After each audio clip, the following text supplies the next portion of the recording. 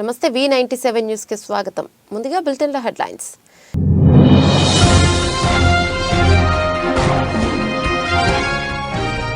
పన్నుల విధానం యథాతథం. 7 లక్షల లోపు ఆదాయంపై నో ట్యాక్స్.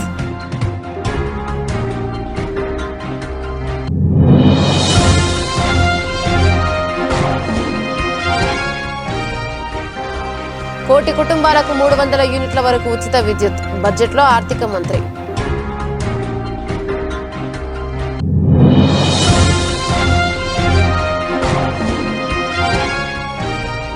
ఏపీకి ఓడిఓపీలో అవార్డుల పంట. హర్షం వ్యక్తం చేసిన సీఎం జగన్.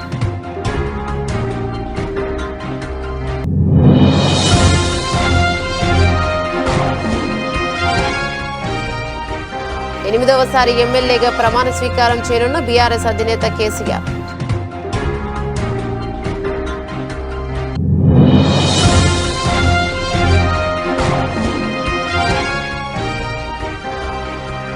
రెండో టెస్టుకు ముందే ఇంగ్లాండ్కు షాక్. గాయంతో స్టార్ స్పిన్నర్ దూరం.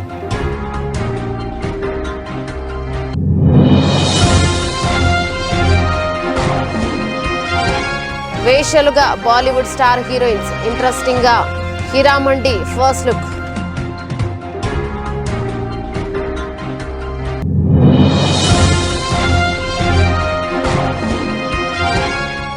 స్వల్ప నష్టాల్లో స్టాక్ మార్కెట్లు. కుప్పముంచిన పేటీఎం.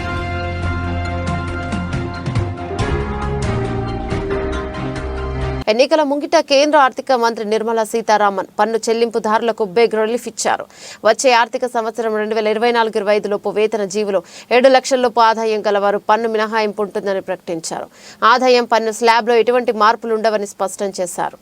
2024-25 ఆర్థిక సంవత్సరానికి కేంద్ర ఆర్థిక మంత్రి నిర్మలా సీతారామన్ తాత్కాలిక బడ్జెట్ ప్రతిపాదనను సమర్పించారు. గత 10 ఏళ్లలో పన్ను వసూలు రెండింతలకు పైగా వసూలయ్యాయని తెలిపారు. పన్ను వసూళ్ల 20.02 లక్షల కోట్లకు చేరుకుంటాయని తెలిపారు. బడ్జెట్ అంచనాలకు మించి ప్రస్తుత ఆర్థిక సంవత్సరానికి 30.03 లక్షల కోట్లకు చేరుతాయని అంచనా వేశారు. The Indian economy has witnessed profound positive transformation in the last 10 years. The people of India are looking ahead to the future with hope and optimism. With the blessings of the people, when our government under the visionary and dynamic leadership of Honorable Prime Minister Shri Narendra Modi assumed office in 2014, the country was facing enormous challenges. With Sabka Saath, Sabka Vikas as its mantra, the government overcame those challenges in right earnest. Structural reforms were undertaken. Pro-people programs were formulated and implemented promptly. Conditions were created for more opportunities for employment and entrepreneurship. The economy got a new vigor. The fruits of development started reaching the people at scale. The country got a new sense of purpose and hope. Naturally, the people blessed the government with a bigger mandate. In the second term, our government under the leadership of Honorable Prime Minister doubled down on its responsibilities to build a prosperous country with comprehensive development of all people and all regions. Our government strengthened its mantra to Sabka Saath, Sabka Vikas and Sabka Vishwas. Our development philosophy covered all elements of inclusivity, namely social inclusivity through coverage of all strata of the society and geographical inclusivity through development of all regions of the country. With the whole of nation approach of Sabka Prayas, the country overcame the challenges of once-in-a-century pandemic, took long strides towards Atmanirbhar Bharat, committed to Panch Pran, and laid solid foundations for the Amrit Kal. As a result, our young country has high aspirations, pride in its present, and hope and confidence for a bright future. We expect that our government, based on its బడ్జెట్లో కేంద్ర ఆర్థిక శాఖ మంత్రి నిర్మలా సీతారామన్ కీలక వ్యాఖ్యలు చేశారు. Current కష్టాలు లేని దేశ నిర్మాణానికి తమ ప్రభుత్వం కట్టుబడిందన్నారు. దేశంలోని 1 కోటి ఇండ్లపై రూఫ్ టాప్ సిస్టమ్ను బిగించనున్నట్లు తెలిపారు. దాంతో ప్రతి నెల 300 యూనిట్ల వరకు ఉచిత విద్యుత్ను ఆయా కుటుంబాలు పొందగలుగుతాయన్నారు. దీంతో ప్రతి కుటుంబానికి ఏటా 15,000 నుంచి 18,000 వరకు ఆదా అవుతుందని చెప్పారు. వినియోగించుకున్న విద్యుత్ను పంపిణీ సంస్థలకు విక్రయించుకోవచ్చని చెప్పారు. అయోధ్య రామ మందిరం నేపథ్యంలో ప్రధాని నరేంద్ర మోదీ చారిత్రాత్మక నిర్ణయం తీసుకున్నారన్నారు. ఈ పథకానికి సంబంధించిన పనులు త్వరలోనే వేగవంతం చేస్తామని ప్రకటించారు. islands, including Lakshadweep.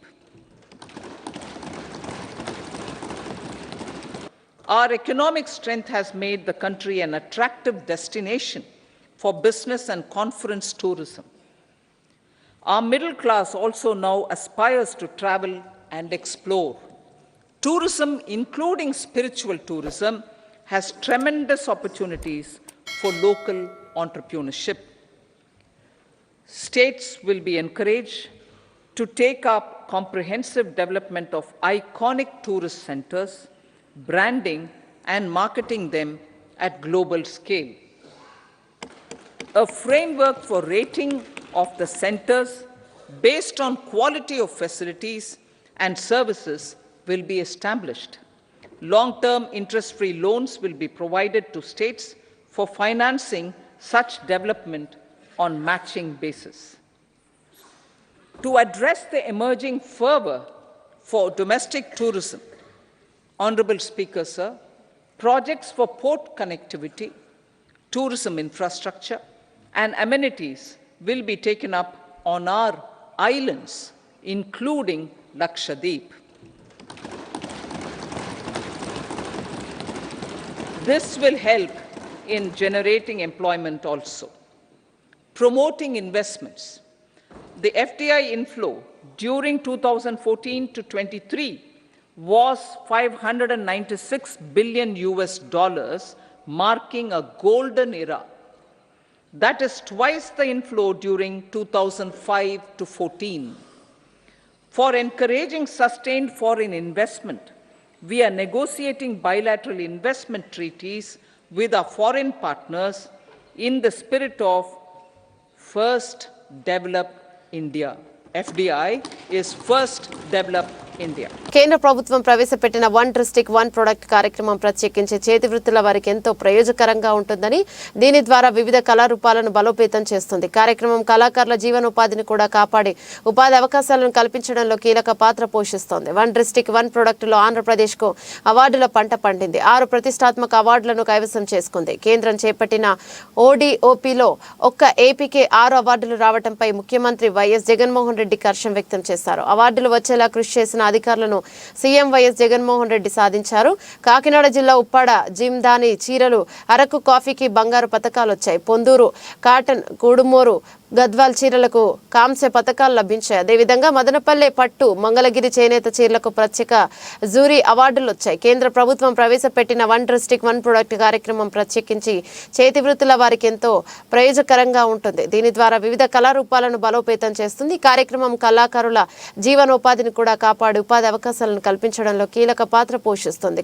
సామాజిక ఆర్థిక అభివృద్ధిని ప్రోత్సహించడమే లక్ష్యంగా దేశంలోని ప్రతి జిల్లా నుంచి ఒక ఉత్పత్తిని ఎంపిక చేసి బ్రాండింగ్ విస్తృత ప్రచారం కల్పించే ఉద్దేశంతో కేంద్ర ప్రభుత్వం 1 డిస్ట్రిక్ట్ 1 ప్రొడక్ట్ కార్యక్రమాన్ని చేపట్టింది. ఈ కార్యక్రమంలో భాగంగా ఏపీకి 6 అవార్డులు దక్కడంతో ఏపీ సచివాలయంలో ముఖ్యమంత్రి జగన్ను కలిసి వాటి వివరాలు తెలియజేశారు. పరిశ్రమలు, వాణిజ్య శాఖ మంత్రి, ఉన్నతాధికారులు, ఆయా విభాగాల అధికారులు ఈ సీఎం జగన్ శుభాకాంక్షలు చెప్పారు. ఇటీవల ఢిల్లీలోని జరిగిన కార్యక్రమంలో ఆయా అవార్డులు అందుకున్నారు ఏపీ అధికారులు.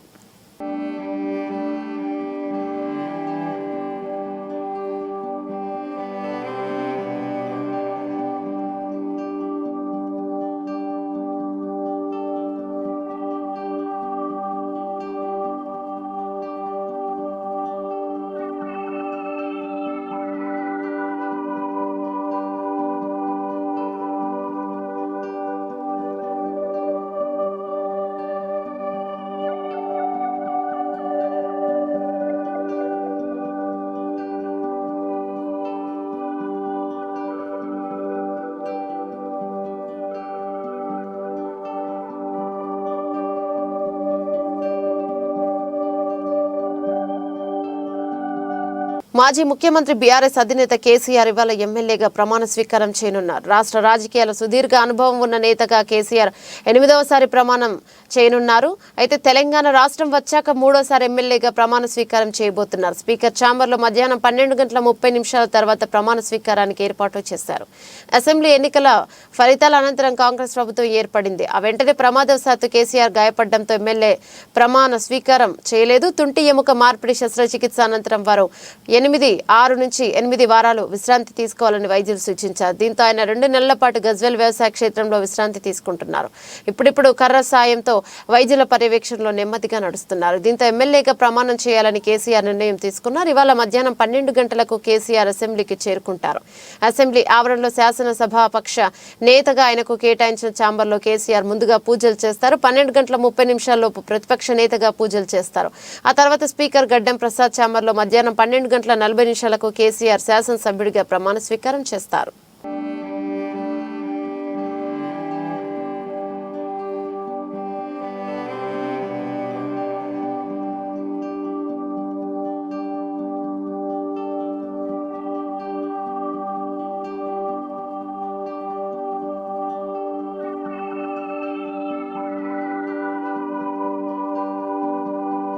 జగిత్యాల జిల్లా రాయికల్ మండలంలోని అల్లిపూర్ గ్రామంలో పద్మానాయక్ సంఘంలో నూతన బోర్ను ప్రారంభించారు. అనంతరం గ్రామంలోని తెలుగువాడ, అత్తినేనివాడ, ఎంబారివారివాడ, మందాటి నుండి D53 కెనాల్ వరకు ఫార్మేషన్ రోడ్డు మరియు పలు వార్డులలో రోడ్లు, డ్రైనేజీలు దాదాపు 40 లక్షల రూపాయల అభివృద్ధి పనులకు కొబ్బరికాయ కొట్టి పనులు ఎమ్మెల్సీ జీవన్ రెడ్డి ప్రారంభించారు. కార్యక్రమంలో గ్రామ సర్పంచ్ గంగారెడ్డి, బ్లాక్ కాంగ్రెస్ అధ్యక్షులు రాజీరెడ్డి, కాంగ్రెస్ పార్టీ మండల అధ్యక్షులు రవీందర్ రావు, మండల ప్రధాన కార్యదర్శి మహేందర్ గౌడ్, జిల్లా యూత్ ప్రధాన కార్యదర్శి మహిపాల్ రెడ్డి, గ్రామ శాఖ అధ్యక్షులు రమేష్, పురోహితులు వినయ్, వార్డు సభ్యులు వాసు, సురేష్, ఎండి ముజాజ్, దేవి, అనిత, కాంగ్రెస్ పార్టీ కార్యకర్తలు పాల్గొన్నారు.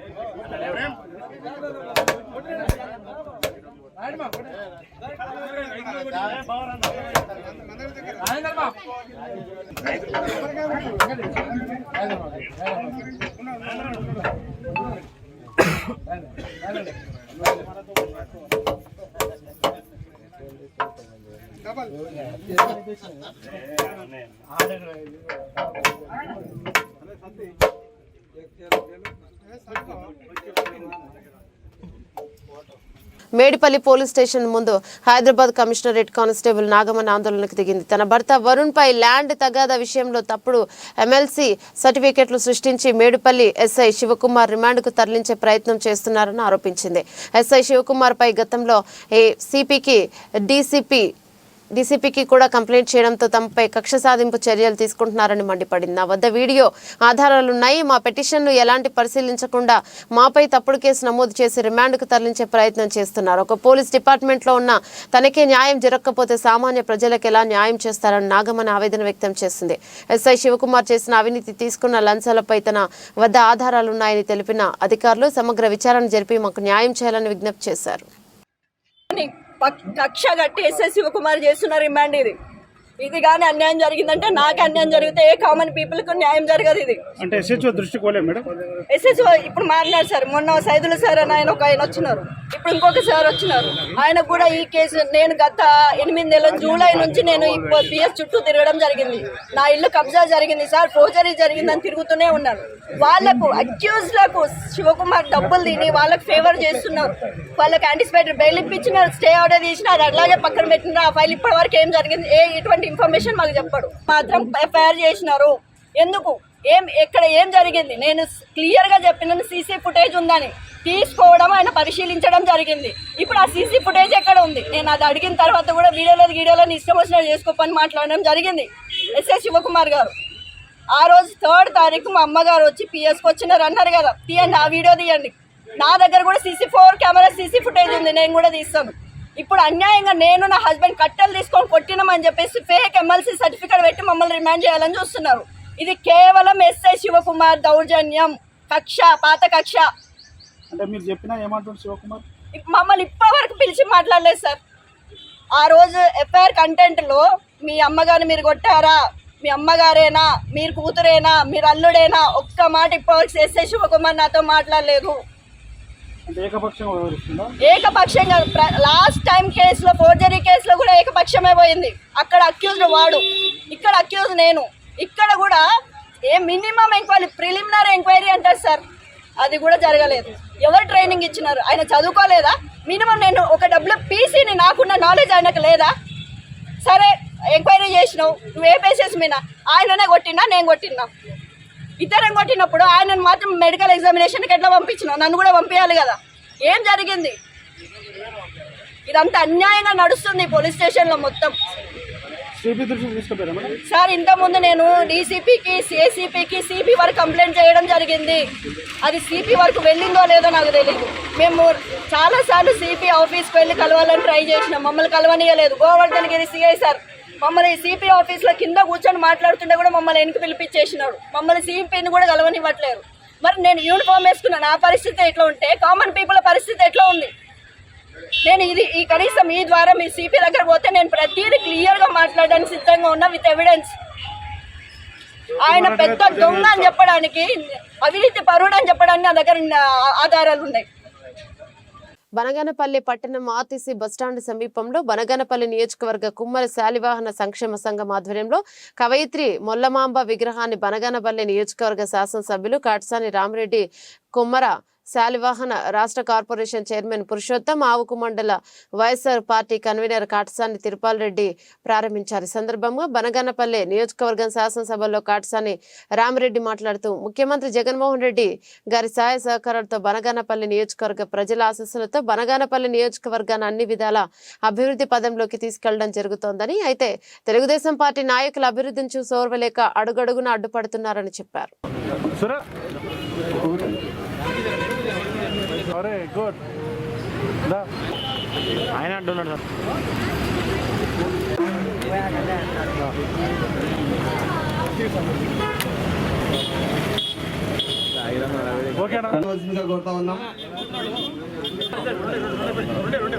దాదాపు 1440లో ఈ యొక్క కవయిత్రి మొల్లమాంబ గారు జన్మించి మరి 1530లో ఆమె మరణించడం జరిగింది.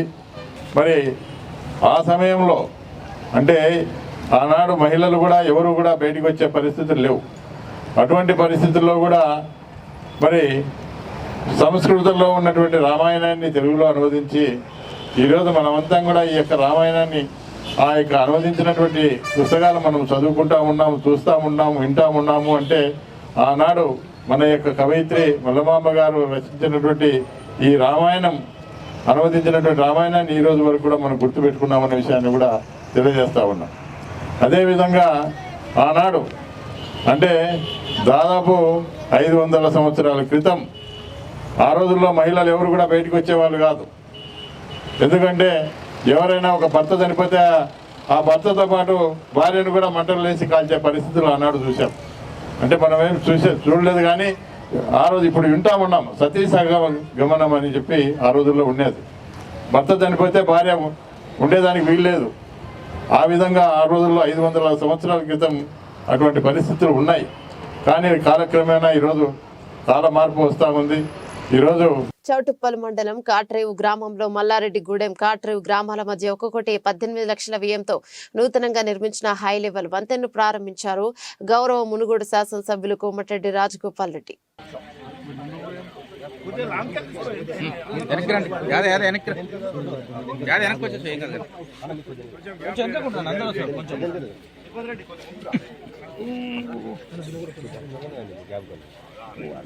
Okay sir.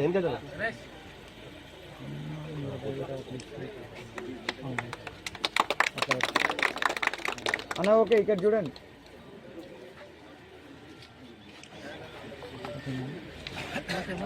Okay sir. Nagar Kurnool parliament స్థానానికి కాంగ్రెస్ అభ్యర్థిగా ఢిల్లీలో తెలంగాణ ప్రభుత్వ ప్రత్యేక ప్రతినిధి డాక్టర్ మల్లు రవి తరపున ఆయన తనయుడు మల్లు సిద్ధార్థ్ బుధవారం గాంధీ భవన్లో దరఖాస్తును సమర్పించారు.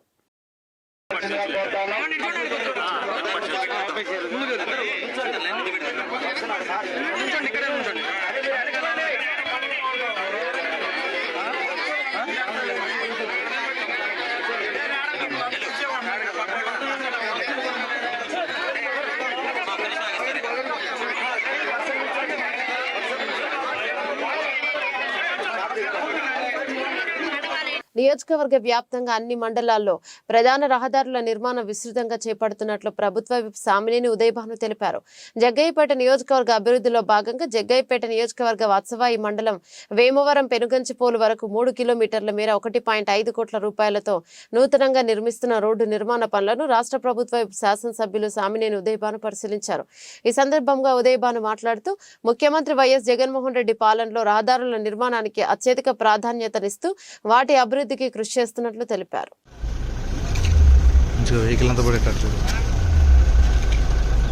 Okay sir. సరే sir.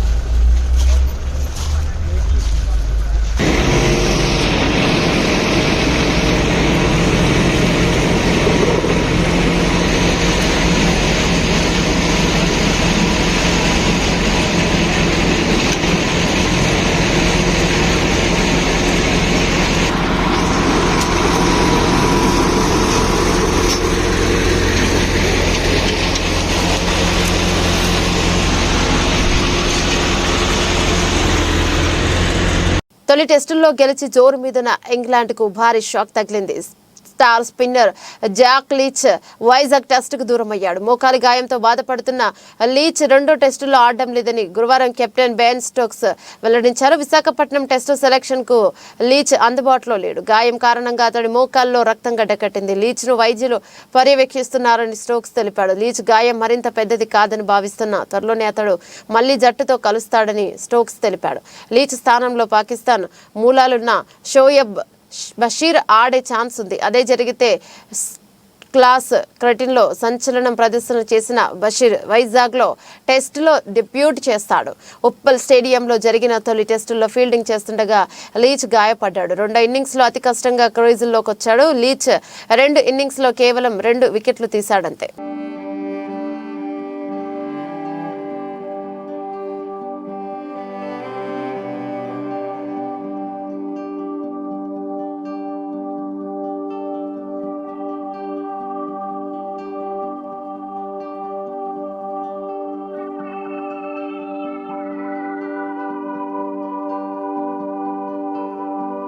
Periodic drama, action, entertainer, ప్రేమ కథలు ఇలా జానర్ ఏదైనా కానీ తనదైన చిత్రాలతో ప్రేక్షకులను మెప్పిస్తుంటారు ప్రముఖ బాలీవుడ్ దర్శకుడు సంజయ్ లీలా బన్సాలి. దేవదాస్, గంగూబాయ్, కతియావాడి, బాజీరావు మస్తానీ, రామ్ లీలా వంటి చిత్రాలతో బాలీవుడ్లో తనకంటూ ప్రత్యేక గుర్తింపు తెచ్చుకున్నాడు. అయితే బన్సాలి నిర్మాతగా మారి తెరకెక్కిస్తున్న తాజా web series Heeramandi the diamond bazaar. ఈ చిత్రానికి బన్సాలితో పాటు విభుపూరి, మితాక్షర్ కుమార్ సంయుక్తంగా దర్శకత్వం వహిస్తున్నారు. ఈ సిరీస్ తో డిపాజిట్ లో ప్లాట్ఫామ్ లోకి అడుగు పెడుతున్నారు బన్సాలి. ఈ సిరీస్ నెట్ఫ్లిక్స్ లో నేరుగా విడుదల కానుండగా దీనికి సంబంధించిన ఫస్ట్ లుక్ తో పాటు గ్లిమ్స్ ను మేకర్స్ విడుదల చేశారు. ఇక ఈ ఫస్ట్ లుక్ గమనిస్తే బాలీవుడ్ స్టార్ హీరోయిన్స్ మనీషా కొయిరాలా, మీనాక్షి సిన్హా, అదితి రావ్ చౌదరి, హైదరీ, రీచా చద్దా మరియు షర్మిన్ సెగల్, సంజీదా షేక్లు మహారాణుల మాదిరిగా దర్శనమిచ్చారు. ఒకే ఫ్రేమ్ లో అందాల తారలను దించేశారు. ఈ సిరీస్ కథ విషయానికి వస్తే ఇండిపెండెంట్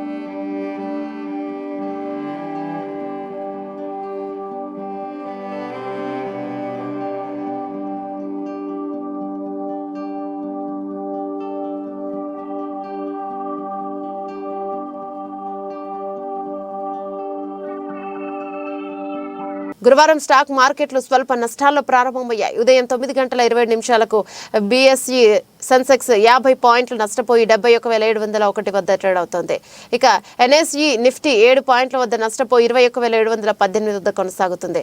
బీఎస్ఈ 30 ఇండెక్స్ లో మారుతి పవర్ గ్రిడ్, M&M మరియు ఎన్టీపీసీ, టాటా మోటార్స్, ఐటీసీ, టీసీఎస్ఐ మరియు Tata steel, IndusInd bank, UltraTech cement మరియు Infosys, HAL tech, Reliance, Hindustan Unilever, మరియు సన్ ఫార్మా, హెచ్డిఎఫ్సి బ్యాంక్ మరియు లాభాల్లో కొనసాగుతున్నాయి.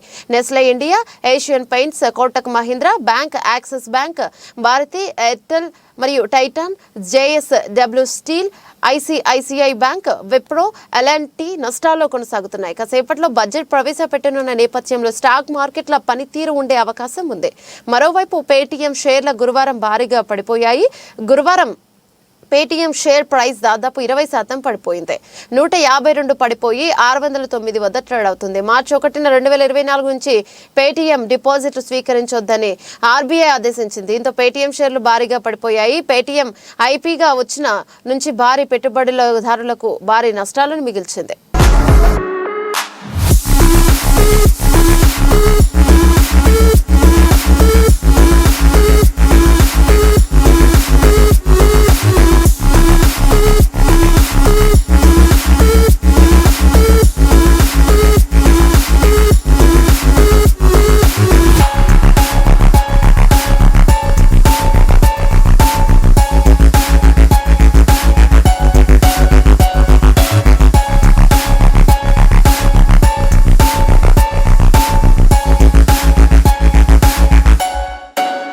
బులెటిన్ ముగించే ముందు హెడ్లైన్స్ మరోసారి.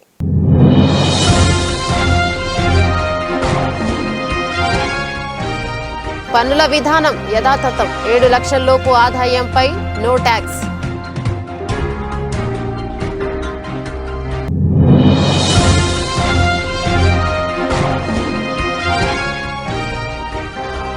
కోటి కుటుంబాలకు 300 యూనిట్ల వరకు ఉచిత విద్యుత్, బడ్జెట్లో ఆర్థిక మంత్రి.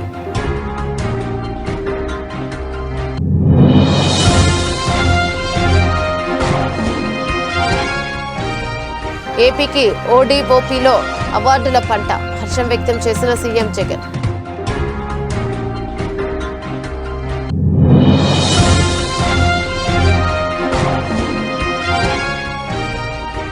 ఎనిమిదవసారి ఎమ్మెల్యేగా ప్రమాణ స్వీకారం చేయనున్న బీఆర్ఎస్ అధినేత KCR.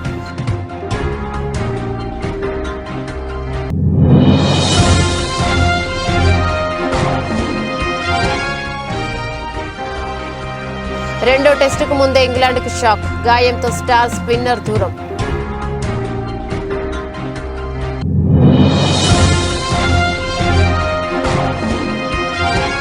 వేశ్యలుగా Bollywood star heroines, interesting గా హీరామండి ఫస్ట్ లుక్.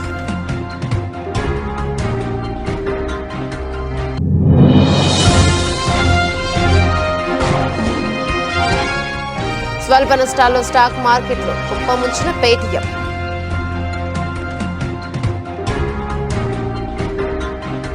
ఇవి బులెటిన్లోని అప్డేట్స్. మరో బులెటిన్లో మళ్ళీ కలుసుకుందాం. అంతవరకు సెలవు, నమస్తే.